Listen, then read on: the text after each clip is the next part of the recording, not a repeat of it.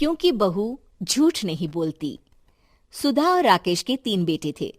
शादी के बाद तीनों माँ बाप से दूर रहते और सिर्फ त्योहारों में आते। माँ जी, पिताजी, अगली बार आप लोग हमारे घर आइएगा। अरे नहीं बहू, सब यहीं आ जाते हैं तो घर खिला खिला लगता है। हाँ बहू, तू हमेशा बुलाती है तो जरूर आएंगे तेरे पास भी। हाँ हाँ, दीदी का घर बड़ा जो है, सब कुछ आपने शादी के बाद दीदी को ही तो दे दिया था। हमें भी दिया होता तो हम भी बड़ा घर लेते। क्यों सुनील? अरे नहीं नहीं, पापा ने सबको एक बराबर ही दिया है। छोटी बहू, क्या चाहिए तुम्हें, बोलो। वो आपके सोने की चेन वाली घड़ी है ना, वो अगर आप मुझे।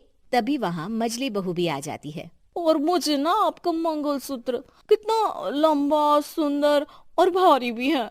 अरे हाँ हाँ, तुम दोनों को ही दूंगी बहू, चिंता ना करो। चलो अब खाना लगाओ, खाना खाया जाए। सभी मिलकर खाना खाते हैं कि पड़ोसन आ जाती है। अरे सुधा बहन, थोड़ी चीनी तो देना, घर में शक्कर नहीं है और मेहमान सर पर बैठे हैं। अरे छोटी बहू, चाची को शक्कर तो दे दो। अरे मजली दीदी, आप दे दीजिए ना, मैं यहाँ कम आती हूँ तो मुझे पता ही नहीं है कि सासू माँ सारी चीजें कहाँ रखती है। और तुम, मैं कौन सा यहाँ रोज शक्कर फाँकने के लिए आती हूँ, मुझे भी नहीं है पता। तभी बड़ी बहू हाथ में चीनी की कटोरी लेकर आती है। चाची, शक्कर आप लोगों का बड़ा सहारा है माँ जी और पिताजी को, वरना हम लोग तो यहाँ रहते ही नहीं। आप जैसे पड़ोसी हैं तो हम निश्चिंत है। और जीती रहे बहू, आप तो ये घर पड़ोस कम परिवार ज्यादा लगता है। सुधा अपनी बड़ी बहू को देखकर बहुत खुश रहा करती थी। वो उससे अक्सर घंटों बात भी किया करती, लेकिन दोनों दूसरी बहुओं का भी वो समझती थी कि शायद छोटी है, वक्त आने पर संभल जाएंगी। समय आ जाता है जब सभी को वापस जाना होता है। माँ जी, हम लोगों की फ्लाइट पहले है, हमें इजाजत दे। वो सास के गले लगकर चली जाती है। थोड़ी देर बाद छोटी बहू कहती है, माँ जी, मैं ना ये सोफे के कवर और चादरें ले जा रही हूँ, यहाँ तो ऐसी ही पड़ी रहेंगी। हाँ हाँ बहू, ले जा, और कुछ चाहिए तो बोल। और तो चाहिए बहुत कुछ, पर चलिए कोई बात नहीं, अगली बार ले जाऊंगी मैं। ऐसे ही मंजली बहू भी घर का बहुत सारा सामान ले जाती है। सभी के जाने के बाद सुधा राकेश से कहती है, घर कितना सूना लग रहा है ना। हाँ, और खाली भी। तुम्हारी दोनों बहुएं सब बटोर गई।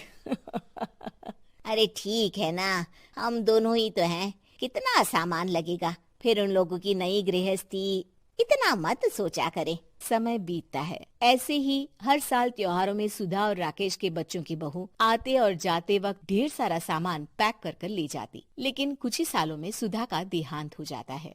पिताजी, आप यहाँ अकेले क्या करेंगे? हम लोगों के साथ चलिए। अरे नहीं नहीं बहू, इस घर में सुधा की यादें हैं, मैं उसे नहीं छोड़ सकता हूँ। अब तुम लोगों की माँ नहीं रही।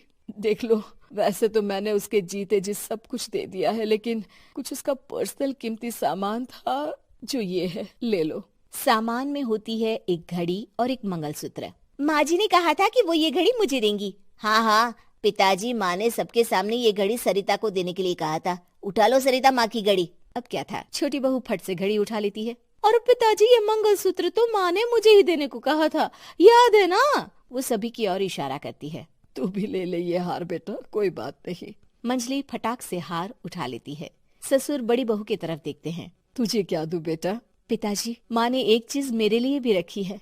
सभी के कान खड़े हो जाते हैं कि आखिर सास ने क्या रखा होगा बड़ी के लिए। अरे माँ जी तो दीदी से प्यार भी ज्यादा ही करती थी, हमेशा उनसे बात किया करती। जरूर कोई बड़ी और अपनी प्रिय चीज दी होगी दीदी को।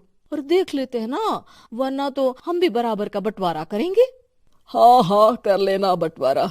लेकिन बड़ी बहू बताओ तो, सुधा ने क्या रखा है तुम्हारे लिए?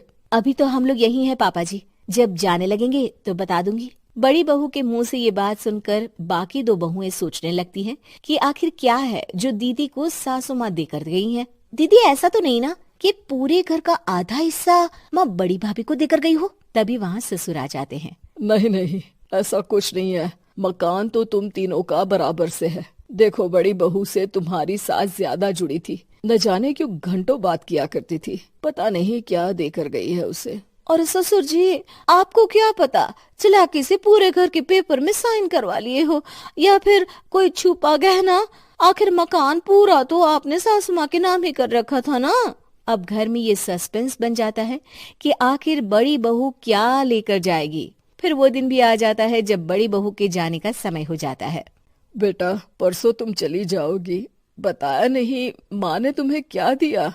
घड़ी और हार जो बेशकीमती था और तुम्हारी सास को सबसे ज्यादा प्रिय था, उसका तो बंटवारा भी हो चुका है। अब तुम्हारी बारी। हाँ पिताजी, आज मैं ये बात बताने ही वाली थी। माँ ने मुझे उससे भी बेशकीमती चीज दी है और वो है आप। आपसे अधिक प्रिय उन्हें कुछ नहीं था।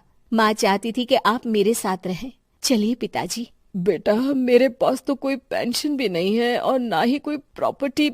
लेकिन आपके पास संस्कार है पिताजी, जो मेरे बच्चे आपसे लेंगे, तो आपको ले जाने पर स्वार्थ ही है मेरा। चलिए ना पापा। सभी के सामने पिताजी बड़ी बहू और बेटे के साथ उनके घर चले जाते हैं।